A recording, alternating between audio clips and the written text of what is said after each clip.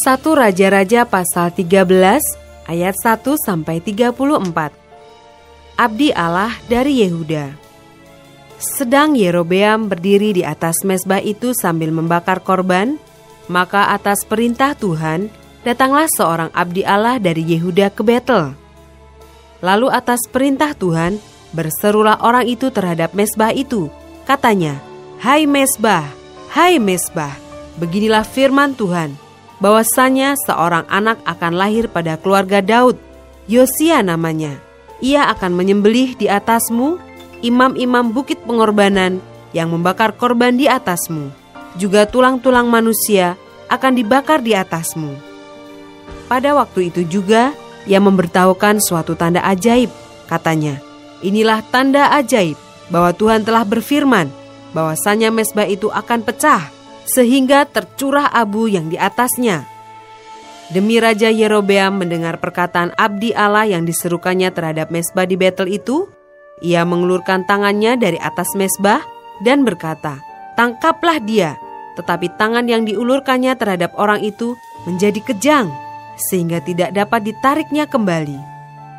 Mezbah itu pun pecahlah, sehingga abu yang di atasnya tercurah, sesuai dengan tanda ajaib yang diberitahukan abdi Allah itu atas perintah Tuhan. Lalu berbicaralah raja dan berkata kepada abdi Allah itu, mohonkanlah belas kasihan Tuhan Allahmu dan berdoalah untukku, supaya tanganku dapat kembali. Dan abdi Allah itu memohonkan belas kasihan Tuhan, maka tangan raja itu dapat kembali dan menjadi seperti semula. Kemudian berbicaralah raja kepada abdi Allah itu, marilah bersama-sama dengan aku ke rumah, segarkan badanmu, sesudah itu aku hendak memberikan suatu hadiah kepadamu. Tetapi abdi Allah itu berkata kepada raja, sekalipun setengah dari istanamu kau berikan kepadaku, aku tidak mau singgah kepadamu, juga aku tidak mau makan roti atau minum air di tempat ini. Sebab beginilah diperintahkan kepadaku atas firman Tuhan, jangan makan roti atau minum air dan jangan kembali melalui jalan yang telah kau tempuh itu. Lalu pergilah ia melalui jalan lain dan tidak kembali melalui jalan yang telah diambilnya untuk datang ke Betel. Di Betel diam seorang nabi tua. Anak-anaknya datang menceritakan kepadanya segala perbuatan yang dilakukan abdi Allah pada hari itu di Betel. Mereka menceritakan juga kepada ayah mereka perkataan yang dikatakannya kepada raja.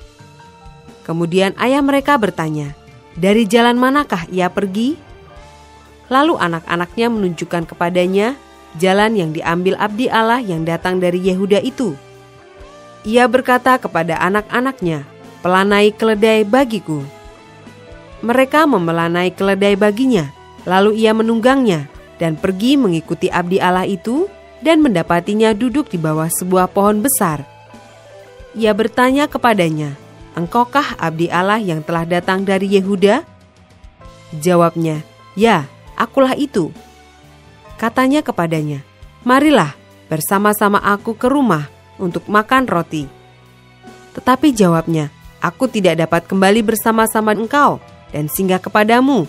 Aku tidak dapat makan roti atau minum air bersama-sama engkau di tempat ini. Sebab telah diperintahkan kepadaku atas firman Tuhan, jangan makan roti atau minum air di sana. Jangan berjalan pulang melalui jalan yang telah kau ambil. Lalu jawabnya kepadanya, aku pun seorang nabi juga seperti engkau, dan atas perintah Tuhan seorang malaikat telah berkata kepadaku, bahwa dia pulang bersama-sama engkau ke rumahmu, supaya ia makan roti dan minum air. Tetapi ia berbohong kepadanya. Kemudian orang itu kembali bersama-sama dia, lalu makan roti dan minum air di rumahnya. Sedang mereka duduk menghadapi meja, datanglah firman Tuhan kepada nabi yang telah membawa dia pulang.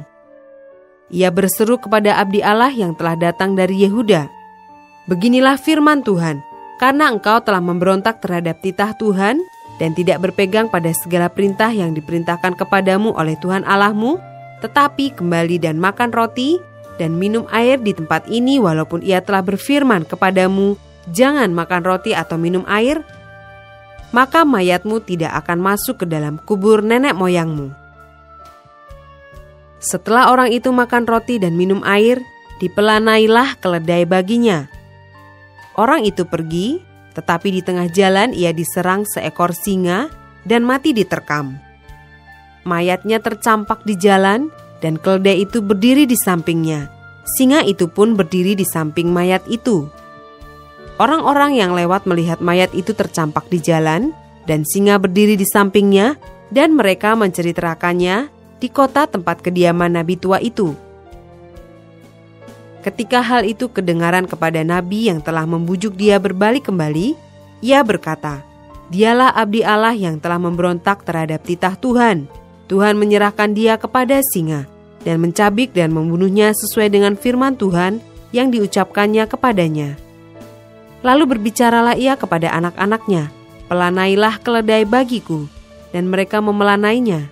Kemudian ia pergi dan menemukan mayat orang itu tercampak di jalan, sedang keledai dan singa berdiri di sampingnya. Singa itu tidak memakan mayat itu dan tidak mencabik keledai itu. Nabi tua itu mengangkat mayat abdi Allah itu, menaruhnya ke atas keledai dan membawanya kembali ke kotanya sendiri untuk diratapi dan dikuburkan. Mayat orang itu dikuburkannya di dalam kuburnya sendiri, maka diratapilah dia. Wahai saudaraku, setelah ia menguburkannya, ia berkata kepada anak-anaknya, "Kalau aku mati, kuburkanlah aku dalam kubur ini bersama dengan abdi Allah itu, dan taruhlah tulang-tulangku di sisi tulang-tulangnya." Sebab perkataan yang atas perintah Tuhan telah diserukannya terhadap mezbah yang di Betel itu, dan terhadap segala kuil di bukit-bukit pengorbanan yang di kota-kota Samaria akan betul-betul terjadi.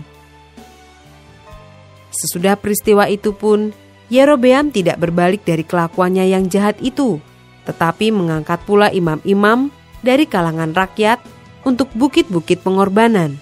Siapa yang mau saja ditabiskannya menjadi imam untuk bukit-bukit pengorbanan. Dan tindakan itu menjadi dosa bagi keluarga Yerobeam, sehingga mereka dilenyapkan dan dipunahkan dari muka bumi.